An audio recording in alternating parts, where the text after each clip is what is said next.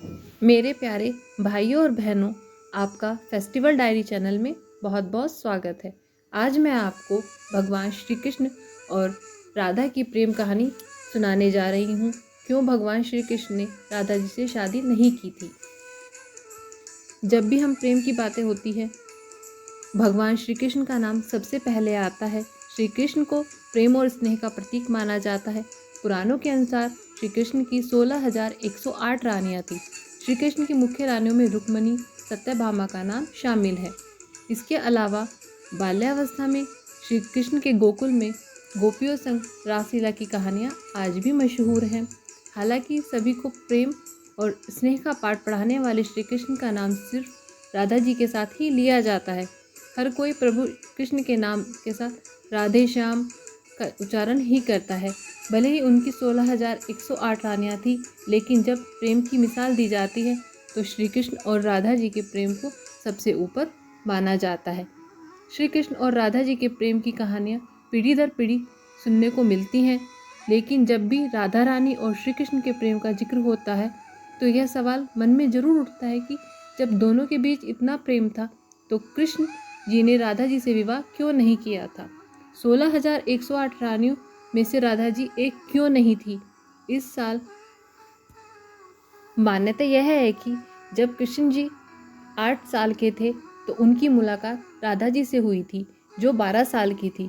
श्री कृष्ण राधा जी से प्रेम करने लगे। दोनों एक दूसरे से विवाह भी करना चाहते थे।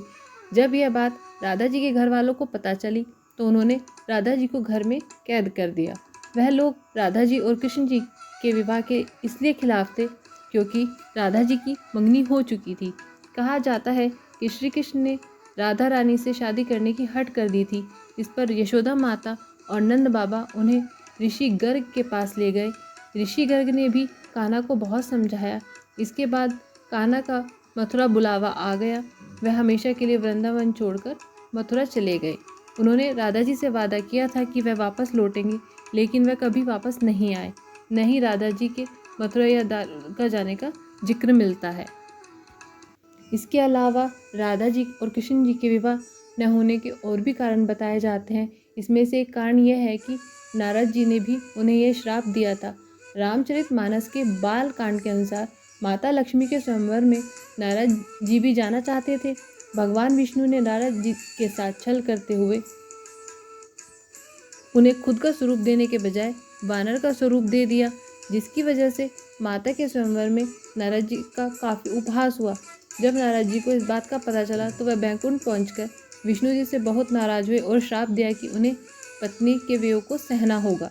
यही वजह है कि रामचंद्र अवतार में उन्हें सीता का वियोग सहना पड़ा और कृष्ण अवतार में देवी राधा से उनका विवाह न हो सका।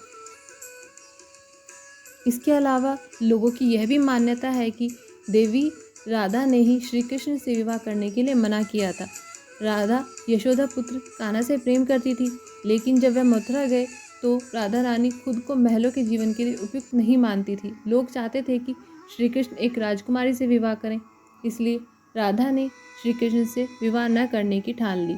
यह भी कहा जाता है कि राधा जी को महसूस हो चुका था कि श्री कृष्ण भगवान का अवतार है। वह खुद को एक भक्त मानने लगी थी। श्री राधा श्री कृष्ण की भक्ति में लीन हो चुकी थी। वह भगवान से विवाह नहीं कर सकती थी। भगवान श्री कृष्ण की शरारतें, उनकी लीलाएं और छल सभी कुछ मनुष्य के लिए कोई न कोई सीख ही होती है। राधा जी से विवाह करना भी मनुष्य को प्रेम की असली परिभाषा से परिचित कराना ही था। कहा जाता है कि एक बार देवी राधा ने कान्हा से पूछा कि वह उनसे विवाह क्यों नहीं करना चाहते। इस पर श्री कृष्ण ने कहा कि कोई अपनी आत्मा से विवाह कैसे कर सकता है। श्री कृष्ण राधा को खुद से अलग नहीं बल्कि अपना अस्तित्व मानते थे। वह मनुष्य को यह सीख देना चाहते थे कि प्रेम भौतिक संबंध से नहीं बल्कि आध्यात्मिक प्रकृति है। प्रेम और विवाह एक दूसरे से अलग नहीं है।